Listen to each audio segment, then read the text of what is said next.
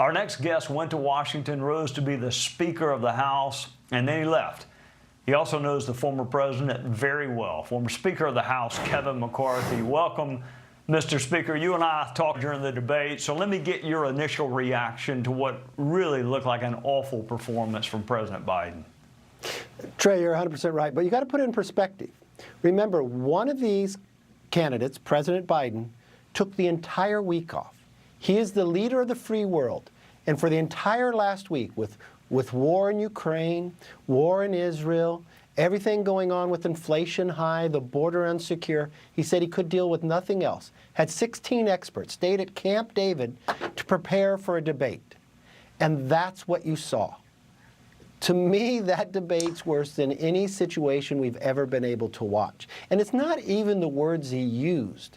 It's what I have seen privately and have been warning about. When the Wall Street Journal just wrote a story a while back about some situations I had with him when we were trying to negotiate the debt ceiling, or him taking me on some wild tour down to see the swimming pool.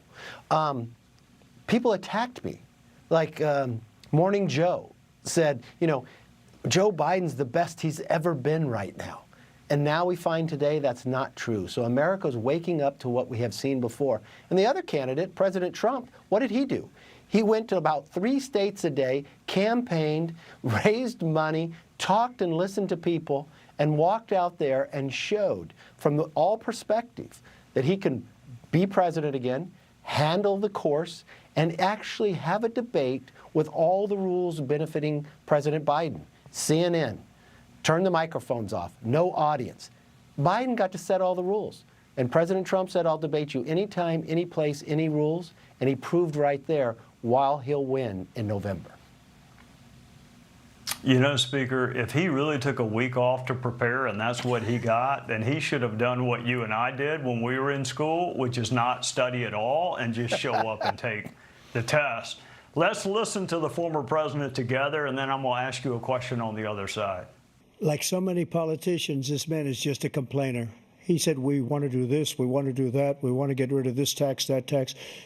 But he doesn't do anything. We're in a failing nation, but it's not going to be failing anymore. We're going to make it great again.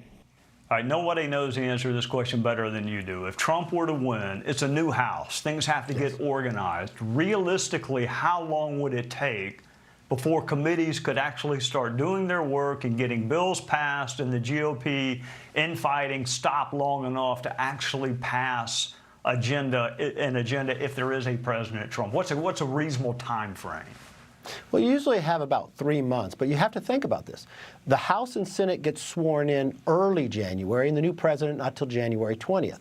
But with President Trump coming in, if you had a Republican House and a Republican Senate, which it looks like that will be the case, you have an individual that doesn't have to learn on the job.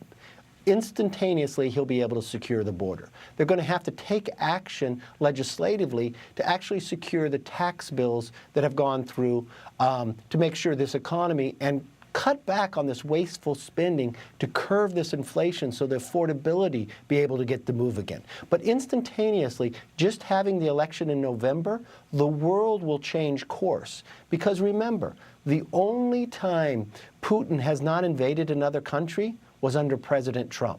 I think the world will be more balanced and a safer situation. But it's really going to take about 3 months to get bills passed. But remember, the new president, President Trump, will have to confirm his new cabinet. That takes time in the Senate as well. All right, before I let you go, we've only got a little while, but I got to ask you, since you brought up cabinet.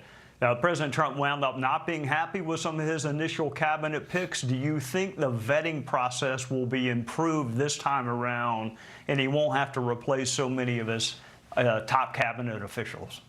Yeah, because when he came in last time, remember, he wasn't in politics before. Now he's worked with people. And when I watched the debate, you know who he spoke about the most? Senator Tim Scott, that you and I both know. Yeah. Sounds to me like Tim Scott would be an excellent vice president or fabulous in the cabinet. You look at those opportunity zones President Trump talked about having Tim Scott work through, and a number of times he's able to do it. So he knows a lot of the players now and the governors and others. I think he's probably going to have the strongest cabinet we've ever seen with the very best people working with him. Well, you're right. He did mention Tim Scott. He frequently mentions Tim Scott. We shall see who his VP pick is. Thank you for joining us on a Sunday night. Thank you.